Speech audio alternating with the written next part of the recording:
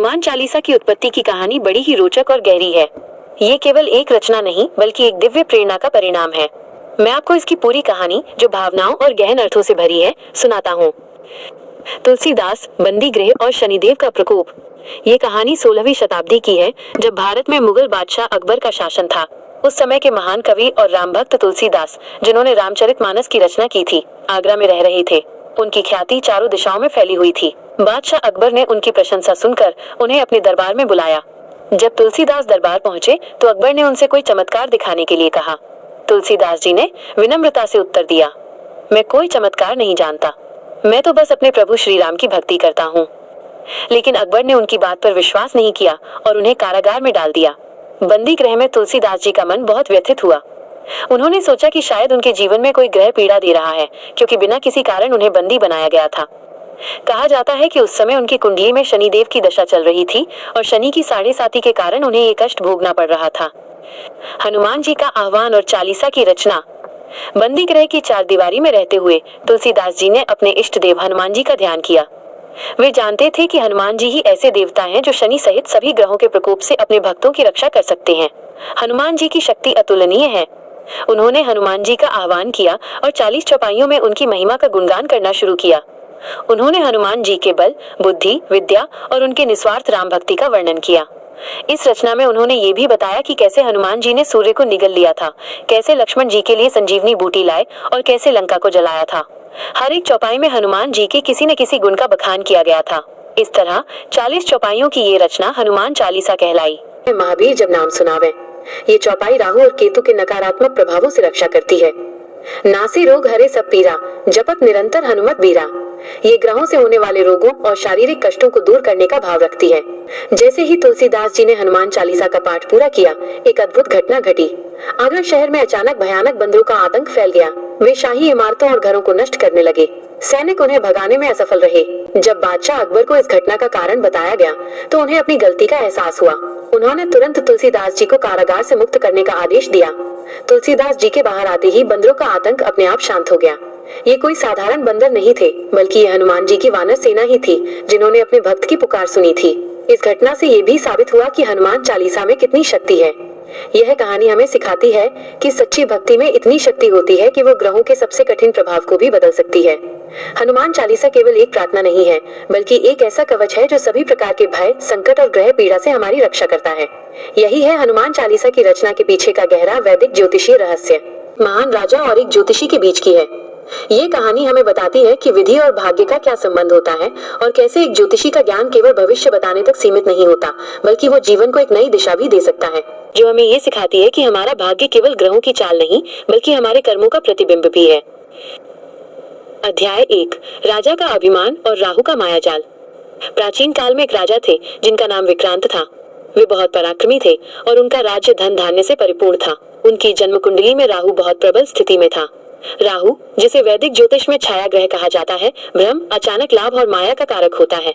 राजा विक्रांत को अपने पराक्रम पर बहुत अभिमान था। एक दिन उनके दरबार में एक वृद्ध ज्योतिषी आए, जिन्होंने राजा की कुंडली देखी। उन्होंने राजा से कहा, महाराज, आपकी कुंडली में राहु बहुत बलवान है। यह आपको अभूतपूर्व धन और सम्मान देगा, लेकिन सावधान रहें, ये मायाजाल रचता है जिसकी चमक क्षणभंगुर होती है। यदि आप इस भ्रम में फंस गए तो आपका सब कुछ नष्ट हो सकता है। राजा ने हंसते हुए कहा, हे ज्योतिषी, मैं अपने पुरुषार्थ पर विश्वास करता हूँ, मैं किसी मायाजाल से नहीं डरता। ज्योतिषी ने विनम्रता से कहा, महाराज, राहु का मायाजाल पुरुषार्थ को ही भ्रमित करता है। ये आपको सफलता का ऐसा नशा देगा कि आप सही गलत का भेद भूल जाएंगे। राजा ने ज्योतिषी की बात को अनदेखा कर दिया।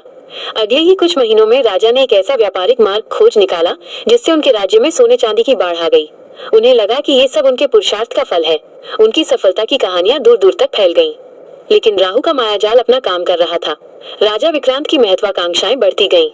उन्होंने अपने मित्र राज्यों के साथ छल करना शुरू कर दिया, अपनी ही प्रजा से अधिक कर वसूलना शुरू कर दिया।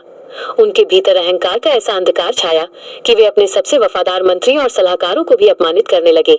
क्या राजा राहु के मायाजाल से बाहर निकल पाएंगे, या उनकी आंखों पर अहंकार की पट्टी बंधी रहेगी? और क्या ज्योतिषी की भविष्यवाणी सच होगी? क्या राजा का पुरुषार्थ सच में इतना कमजोर था कि वो माया के सामने झुक जाए? ये जानने के लिए आपको अगले अध्याय का इंतजार करना होगा। केवल एक राजा के पतन की कहानी नहीं, बल्कि हमारे अपने जीवन में राहु के मायाजाल का एक दर्पण है। अध्याय 2 राहु का माया महल और कर्म का दर्पण। राजा विक्रांत राहु के माया जाल में पूरी तरह फंस चुके थे। उन्होंने ज्योतिषी की चेतावनी को भूलकर अपनी सफलता को ही अपना एकमात्र सत्य मान लिया था। अपने इस नए ऐश्वर्य को दर्शाने के लिए राजा ने एक अभूतपूर्व महल बनाने का निर्णय लिया, जिसे वे माया महल कहते थे। ये महल सोने, चांदी और दुर्लभ रत्नों से बनाया गया था, जिन्हें राजा ने छल कपट से प्राप्त किया था। ये महल बाहर से जितना भव्य था, भीतर से उतना ही खोखला था, क्योंकि इसकी नींव अन्याय और प्रजा के आंसुओं पर रखी गई थी। अपने इस कार्य में राजा ने अपने सबसे पुराने और वफादार मंत्री को भी अपमानित करके निकाल दिया, जिन्होंने उन्हें अन्याय के रास्ते पर चलने से रोका था। ये मंत्री राजा के लिए गुरु बृहस्पति का प्रतीक थे, जो ज्ञान और विवेक का प्रतिनिधित्व करते हैं। महल के पूर्ण होने पर एक भव्य उत्सव का आयोजन किया गया। दूर दूर से राजा और व्यापारी इस माया महल की भव्यता देखने आए। राजा का अभिमान चरम पर था। वे सोच रहे थे कि उन्होंने विधि के विधान को भी झुका दिया है। लेकिन तभी एक चमत्कार हुआ, जिसने सभी को हिला दिया।